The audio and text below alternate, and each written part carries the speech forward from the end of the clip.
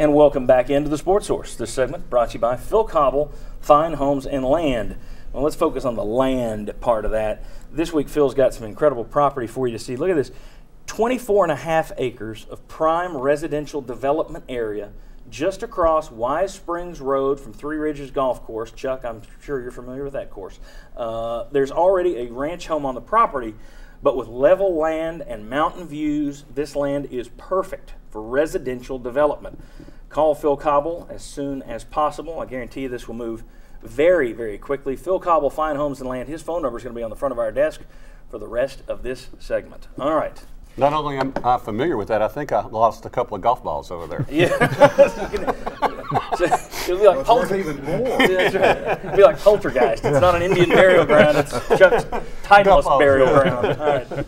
Eric McKnight, one of Donnie Tyndall's 8 signees this spring, could not get past the SEC in entering UT. The forward hoped to be a graduate transfer from Florida Gulf Coast.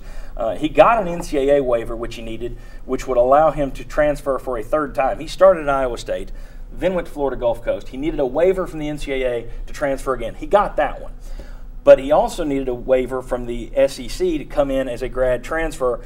And one of the deals is, in the SEC rule on this, you got to be in good standing at your previous university. He had been suspended a couple of times, and his coach came out and said he would not have been welcomed back. He would not have come back to that school.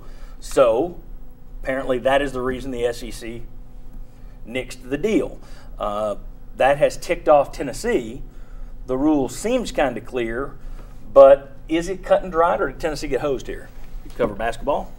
Well, from my understanding of it, Donnie Tyndall and UT were caught a little bit off guard by the fact that this guy, when they were informed this guy was not in good standing, that his coach had said he would not have been welcome back on the team, that they didn't know that, or said they didn't know it when they took him. So to me, if an NCAA, if you get the NCAA waiver, I don't know that the SEC needs to be making it even more difficult. But yeah, it's on paper there that if you're not in good standing, and apparently he wasn't. And to me, those are two different. The waivers are for two different things. One, you do a waiver to do 3 transfers. That's the NCAA thing. But still, I think most people look at it and say, if the NCAA is okay with it, why isn't the SEC? Especially after this spring, that was a point of contention. Yeah. You had a lot of votes, 2 votes down there at the SEC spring meetings on this very subject as to whether or not we're going to have to make this tough or easy to get in, and they were supposed to make it easier, but it doesn't look that way for Tennessee. Jimmy, your thoughts? Well, I got several issues with it. Now that they passed it, and this is basically if you had problems at your previous school and you only have 1 year of eligibility left, then you can't go to a school. If you got 2 years of eligibility left, that's okay. Really? Which makes no sense. So you can be Nick Marshall or Cam Newton or Zach Mettenberger and get in trouble, even criminal trouble. Great point. Go to junior college and then come back into the league as long as you got 2 years left. If you got 1 year left as a graduate student, you can't do it. All right. This was debated, as you mentioned, they had 2 different votes on it. And the split vote was that this is putting the SEC at a competitive disadvantage. So Slive denies the appeal, Tennessee appeals to the 7-member executive committee, which I don't think will ever overturn anything Mike Slive says.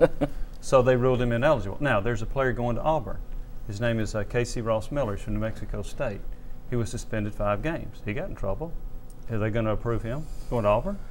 Now you got another case. Or is it the case that he wouldn't have been welcomed back? Do they look at that? The problem that's not the way it's worded. The wording says if you had any discipline action from your previous school. Yeah. Okay, so define discipline action. You can't come back, or you're suspended for 5 games. I think it's contradictory to me to say you can do it if you got 2 years left. And so you think the SEC's just out to get Tennessee? No, I think you said that. Well, don't you want to know a little bit more? It's a bad rule. About the letter or whatever it was, the statement from the coach. And who initially said initially said he was suspended, but he's fine. Then he came back and said no, he wasn't going to be welcomed back. And at the course of almost who doesn't get in some kind of disciplinary situation in this day and age? I'm right. And you can go out and have a criminal act, and it's okay. That's a tremendous point. Yeah. You should be rewarding people who graduate rather than Yeah. people who just And tuck and run. I wonder if the Cam Newton or Nick Marshall, if they had disciplinary action at their most recent school, their junior college, as opposed to where they started, if that's the difference. I'll tell you the reason this came up. It was Jeremiah Masoli. Yes. Because at Oregon, he got in trouble. He went directly to Ole Miss and played, and Mike Slive didn't like it. And that's when So that's when they first started even questioning the waivers at all. That's when they first started applying that or Yeah. So putting he it didn't. out there. They So didn't he offer finally apply. got it passed. Although it was a split vote, he finally got it passed. It would be interesting to see what the disciplinary issues were over. Well, I mean, I mean, well, Donnie there's Tyndall said a it wasn't difference. anything. We're not talking felonies here. Yeah. My Right. guess is it's probably I think we'd probably guess what most people disciplinary actions in this day and age. Okay. I think we can all have an assumption. Yeah. But I mean, what if he was late to meetings? He was just a guy late to meetings. They suspend you, they kick you off the team for it. That's a big difference. You know, here's the other thing. I'm guessing that the Southeastern Conference, Slive and his gang there, discussed these kind of things that we're talking about. I'm guessing it wasn't just done. They had to have had a conversation. Tennessee appealed it, so they've had a conversation there as well. The problem for the SEC is Mike Slive was asked about it, and he said, as is always my custom, we don't discuss these individual issues because he doesn't want to get sued by some player for saying that.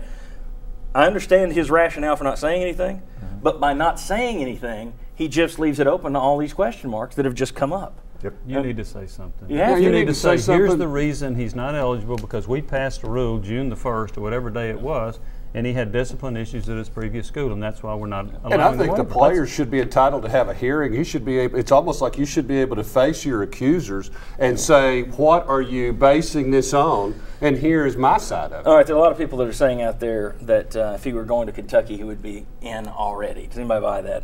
Well, Enos Kanter didn't get in That's right. already, so I can't remember what the exact circumstances were. No, if but it's if you were apples going and to oranges. Auburn, If you're going to Auburn, because Slive loves Bruce Pearl. That's right. Yeah, you know he's going to cut Bruce Pearl with some slack. Tennessee, it's a hit for Tennessee. I mean, I don't know how good this kid would have been, but 6'9", he would have at least been a tall body, which they don't have enough of. Tennessee's still waiting on Derek Mostella to be cleared by the clearinghouse as well.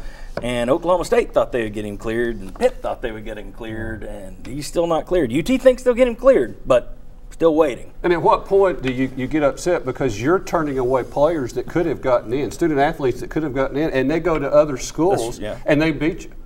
that's the reason many of the folks in the SEC voted against it. Not enough, but it was a split vote for that reason. So that's a pretty good question I just asked. It always is. You're always the best. All right. When we come back, a reason to worry about Tennessee having so many freshmen playing this year, this great freshman class, could it be a concern come, say, November? We'll discuss. Come on back.